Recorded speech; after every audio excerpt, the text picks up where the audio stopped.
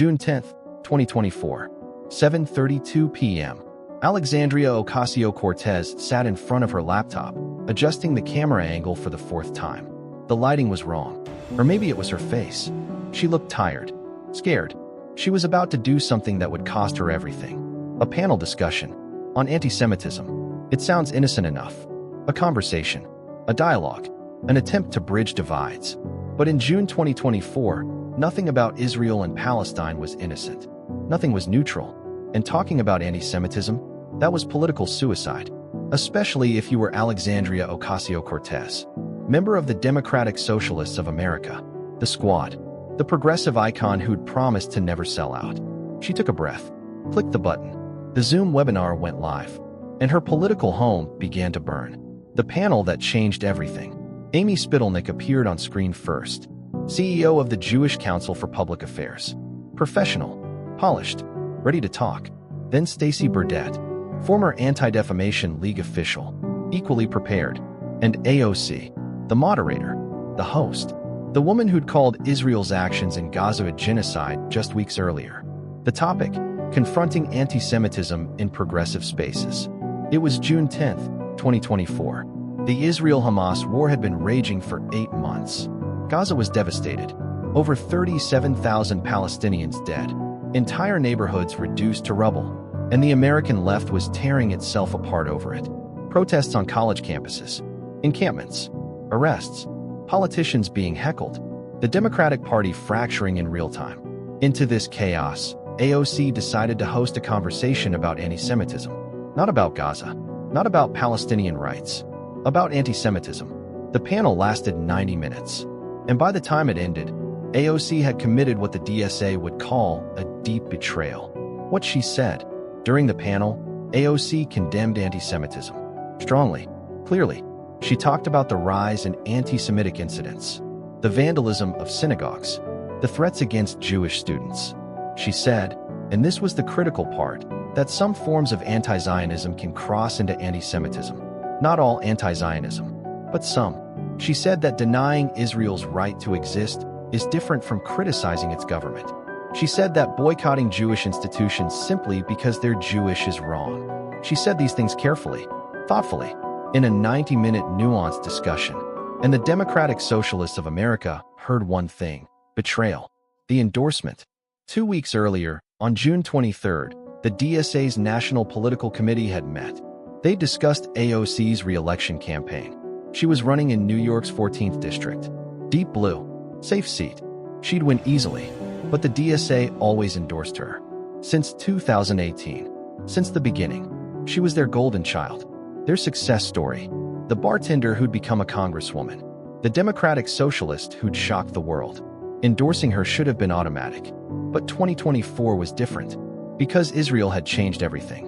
The DSA had become militantly pro-Palestine. Not just pro-peace. Not just pro-two-state solution.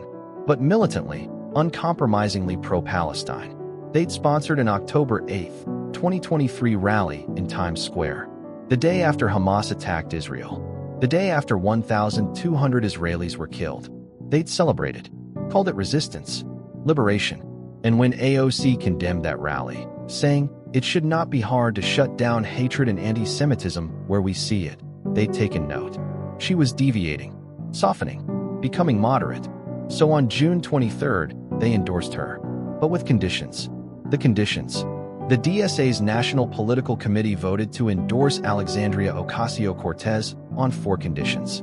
1. She must publicly oppose all funding to Israel, including Iron Dome, including defensive systems. Everything. 2. She must participate regularly in the DSA Federal Socialists in Office Committee, meaning they'd monitor her, control her, keep her in line. 3. She must publicly oppose all criminalization of anti-Zionism, including the IHRA definition of anti-Semitism, which meant opposing any attempt to define some anti-Zionism as hate speech. 4. She must publicly support BDS, boycott, divestment, sanctions, the movement to economically strangle Israel. These were the terms. Non-negotiable. Unprecedented. The DSA had never issued a conditional endorsement before. Not to anyone. Not in their entire history. But for AOC? Conditions. because they didn't trust her anymore. And they were right not to. June 10th. The betrayal. 17 days after the conditional endorsement, AOC hosted the anti-Semitism panel, and everything the DSA feared came true. She talked about nuance, complexity, the need to fight anti-Semitism while supporting Palestinian rights. She platformed Amy Spitalnick, who supported the IHRA definition, the very definition the DSA had demanded AOC oppose. She condemned boycotts of Zionist institutions, which the DSA interpreted as opposing BDS. She said anti-Semitism was rising, and that progressives needed to take it seriously. For 90 minutes, Alexandria Ocasio-Cortez spoke like a moderate, and the DSA watched, and took notes, and prepared their response. July 10th, 2024. The announcement. 1 month after the panel, the DSA's National Political Committee released a statement. It was posted at 6:47 p.m. Wednesday evening, just as the news cycle was slowing down. The headline was simple: DSA withdraws endorsement of Representative Alexandria Ocasio-Cortez. The statement was 3 pages long, detailed, damning. It began by acknowledging AOC's courageous positions on Palestine, her votes against military aid, her accusations of genocide, her support for a ceasefire. But, and it was a massive but, she had failed to meet the conditions. She had hosted a panel with lobbyists for the IHRA definition of anti-Semitism. She had conflated anti-Zionism with anti-Semitism. She had condemned boycotting Zionist institutions.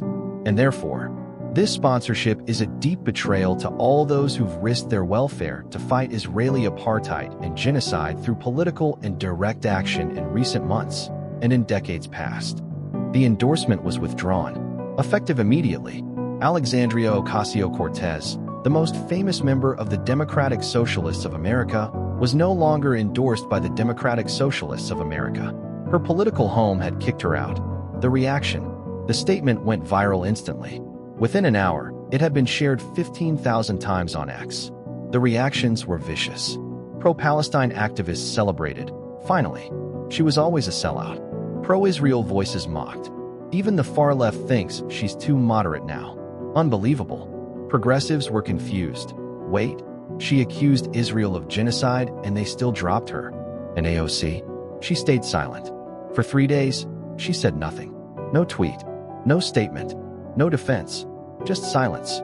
Because what could she say? That she'd tried to have a conversation about anti-Semitism and been punished for it? That she'd attempted nuance and been branded a traitor? That her own party, the organization that had launched her career, had decided she wasn't pure enough? She said nothing. Because there was nothing to say. The deeper betrayal. But here's what made it worse. The DSA's statement mentioned that NYCDSA, the New York City chapter, had requested the national organization withdraw the endorsement, meaning her own local chapter, the people who'd knocked doors for her in 2018, who'd celebrated her victory, who knew her personally, had asked the national DSA to abandon her. They hadn't defended her. They'd joined the pylon.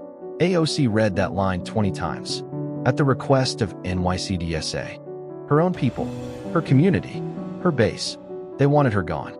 The squad's silence. Rashida Tlaib didn't comment. Ilhan Omar didn't comment. Ayanna Pressley didn't comment. Cori Bush didn't comment. The squad, AOC's political family, stayed silent. Because they knew. Speaking up for AOC meant risking their own standing with the DSA, with the pro-Palestine movement, with the activist base. So they said nothing. And AOC learned another brutal lesson. In politics, loyalty ends where self-preservation begins. The primary. June 25, 2024. 2 weeks before the DSA withdrew their endorsement, AOC had won her primary. 83% of the vote. Crushing victory. No contest. Her opponent, a moderate Democrat, didn't stand a chance. The DSA knew this. They knew she'd win. Easily. But they withdrew their endorsement anyway. Not to defeat her, but to punish her. To send a message, step out of line, and we'll abandon you. Even if you win. Even if you're safe. We'll still make you pay. And they did. The Jamal Bowman connection. 3 weeks before the DSA statement, another squad member faced his primary. Jamal Bowman, New York's 16th district. Also a DSA member. Also a progressive icon. But Bowman had a problem. Years earlier, he'd taken a trip to Israel with J Street, a liberal Jewish organization. He'd toured. He'd learned. He'd even voted to fund Iron Dome once. The DSA had pulled his endorsement too, in 2022. But in 2024, Bowman was running again. And he'd shifted. Hard left. He condemned Israel, supported Gaza, embraced the DSA line completely. So they endorsed him again. AOC campaigned for him, rallied for him, stood by his side. June 25, 2024.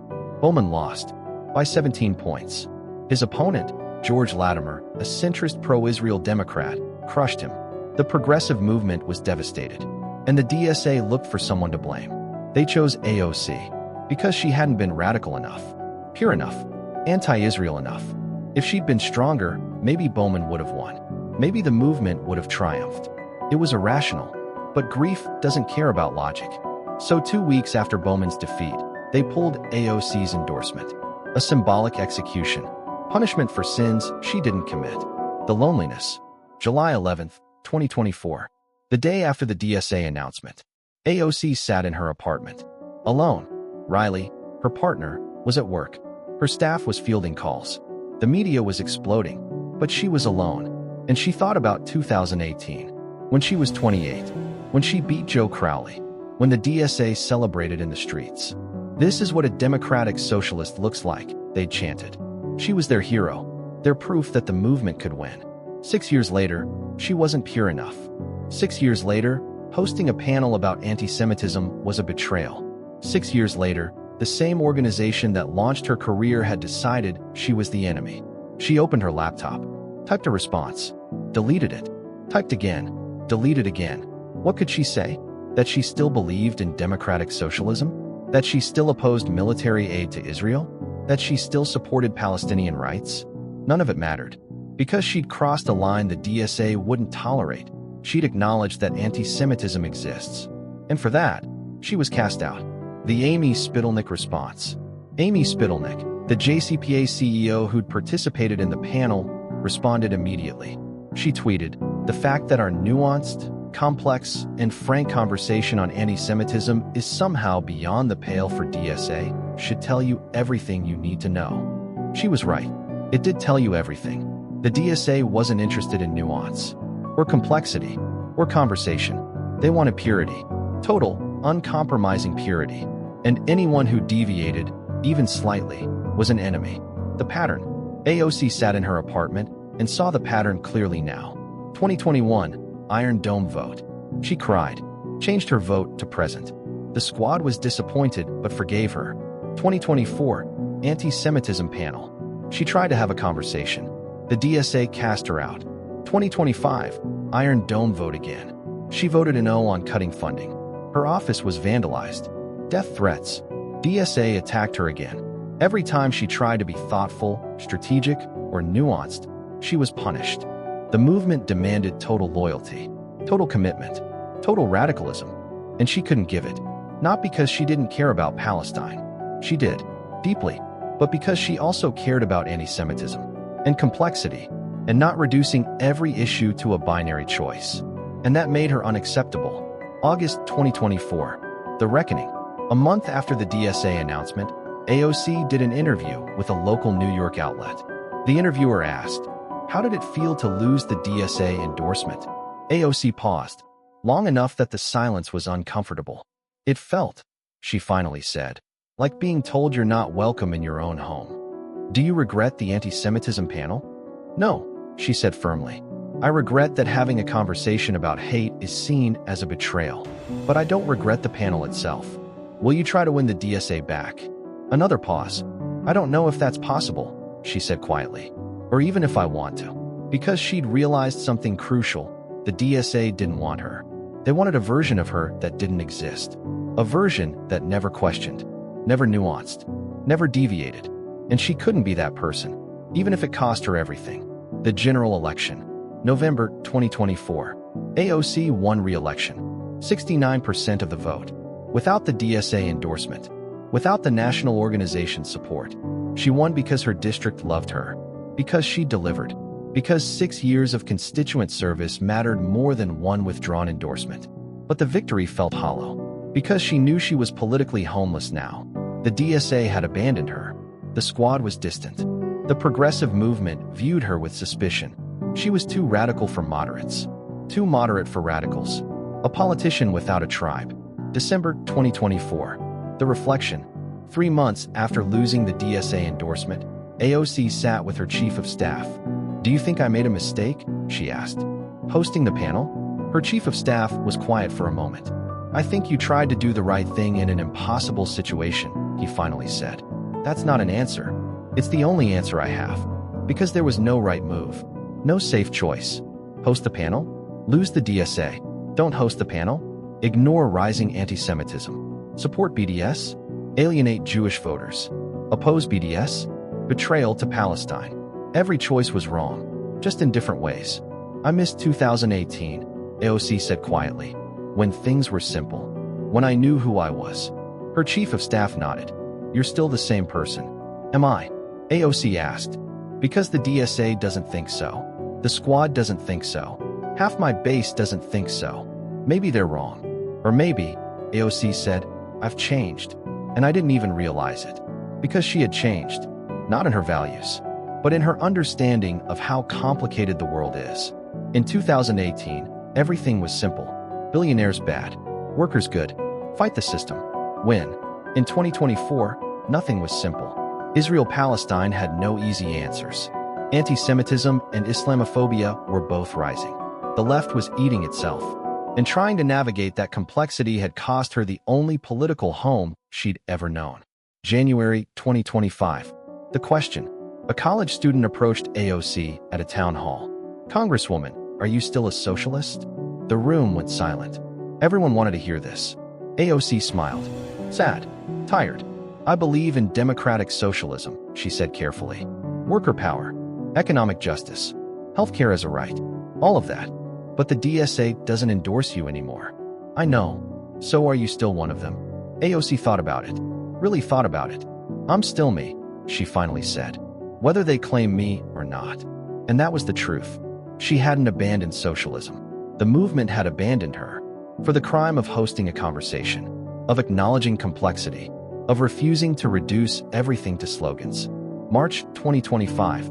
The cost. 6 months after losing the DSA endorsement, AOC tallied the damage. Lost DSA endorsement.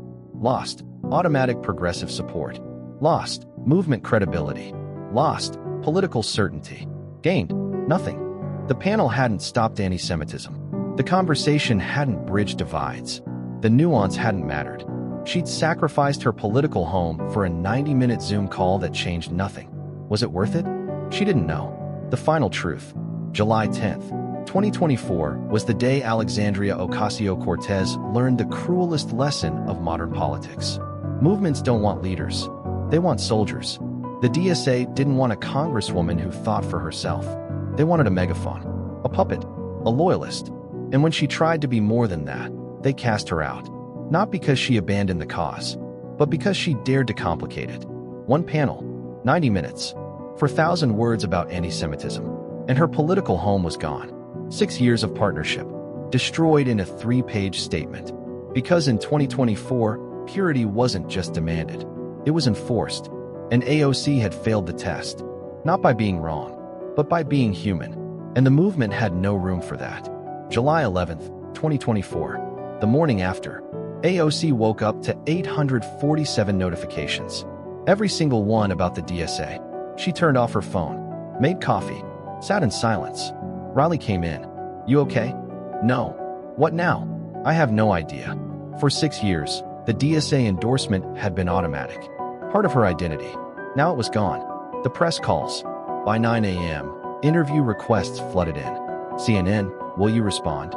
Fox News, is the left eating itself? MSNBC, are you still a socialist? Her communications director, we need a statement. AOC stared at her laptop. Saying what? That you stand by the panel. That you're moving forward. That sounds defensive. You're being defensive. They attacked you. They didn't attack me, AOC said. They disowned me. The statement she didn't release. AOC drafted 3 statements. None were published. Draft 1. I'm disappointed the DSA chose purity over coalition. I remain committed to socialism and Palestine, but I won't apologize for discussing anti-Semitism. Too combative. Draft 2. I respect the DSA's decision. I remain focused on serving constituents. Too weak. Draft 3. Fuck them. Too honest. She released nothing, because anything would be weaponized. The rally. 3 days later, AOC had a Bronx event. Protesters waited. AOC equals Zionist. Betrayed Palestine. DSA was right. They chanted, AOC, you can't hide. You support genocide. These were DSA members. Her people, where they used to be. Inside, 200 supporters cheered. But she only heard the protesters. The conversation with Rashida. A week later, Rashida Tlaib called. I saw the DSA thing. Yeah. You okay? Not really. Rashida, why didn't you say anything? Publicly. The DSA is important to our base. If I defended you, I'd be choosing sides. So you chose them over me. I chose neutrality. But silence was a choice. And the squad hadn't chosen her. The panel was right, AOC said. Maybe. But it was politically stupid, Tlaib replied. Gaza is being destroyed. And you host a panel with pro-Israel voices. I hosted people who care about anti-Semitism. In this environment, that's the same thing. Perception is reality. AOC realized Tlaib was right strategically. But morally, AOC still believed she was right. The Red Star Caucus. Inside DSA, the Red Star Caucus was most radical. They'd pushed for conditional endorsement, demanded purity tests. Sam Hefluthy explained, AOC was given clear conditions. She failed. The consequence is losing endorsement. No grace, no context, just standards and punishment. September 2024, the first event without them. 2 months later, AOC attended a Queens labor rally. DSA members weren't there. They declined. We don't endorse you anymore. So we're not participating. The rally was fine, but she felt their absence. Like a ghost limb. October 2024, the election. A reporter asked, will losing DSA hurt you? No. My district knows me. She won 69%. Landslide. But privately, she knew the endorsement hadn't mattered electorally. But symbolically, it proved she belonged. Without it, she was just another progressive. Not special. Not the bartender who changed everything. November 2024. The victory speech. Election night. She thanked volunteers, staff, unions, constituents. She did not thank the DSA. Everyone noticed. In 2018, her speech centered them. This is what a democratic socialist looks like. Now, nothing. How do you thank an organization that abandoned you? The apology email. December 2024. A DSA member who'd voted to withdraw endorsement emailed. I regret it. The panel wasn't betrayal. You added complexity. We punished you for it. The DSA has lost sight of coalition building. I'm sorry. AOC read it 3 times. Wanted to respond. To forgive. But one apology doesn't rebuild a home. And they'd all chosen to abandon her. January 2025. The reflection. 7 months later, a podcast asked, do you still identify as a democratic socialist? I believe in the principles. Worker ownership. Economic democracy. But the label? I'm more cautious about labels now. Because labels demand loyalty. And loyalty is often code for obedience. The DSA changed how you see yourself. The DSA taught me that movements can be as cruel as the systems they fight. That purity tests destroy more than they build. March 2025. The town hall. A young woman stood. I left DSA after they dropped you. Will you ever get their endorsement back? AOC thought. I don't know. And I'm not sure I want it anymore. The room went silent. Endorsements should be based on values, not purity tests. And DSA has made clear, purity is everything. So you've given up on them? I've given up on needing their approval to validate who I am. The crowd erupted in applause. Sometimes, losing an endorsement is freedom. June 2025, 1 year later. June 10th, 2025, 1 year since the panel. AOC posted, 1 year ago, I hosted a conversation about anti-Semitism. I was told it was betrayal. I stand by that panel. I stand by believing we can fight for Palestinian liberation and condemn anti-Semitism. If that makes me unendorsable, so be it. 50,000 likes. 10,000 retweets. Comments split. You're better without them. You betrayed Palestine. The divide remained. But AOC had made peace with it. The final truth. July 10th, 2024. AOC lost her political home. The DSA withdrew endorsement. Not because she abandoned socialism, but because she hosted a 90-minute conversation about anti-Semitism. For conditions, she violated 1. Enough for exile. 6 years of partnership. Destroyed by one panel. Movements eat their own. The DSA wanted a symbol, a soldier, a megaphone. When she tried to be more than that, they cast her out. But losing them taught her. Being true to yourself is worth more than belonging to a movement that demands you betray yourself. June 10, 2024, she hosted a panel. July 10, 2024, she lost the DSA. November 5, 2024, she won anyway. Because voters saw what DSA didn't. Complexity isn't betrayal. Nuance isn't weakness. And sometimes, the bravest thing is losing people who demand you be someone you're not. The DSA chose purity. AOC chose herself. And in the end, that was the only choice that mattered.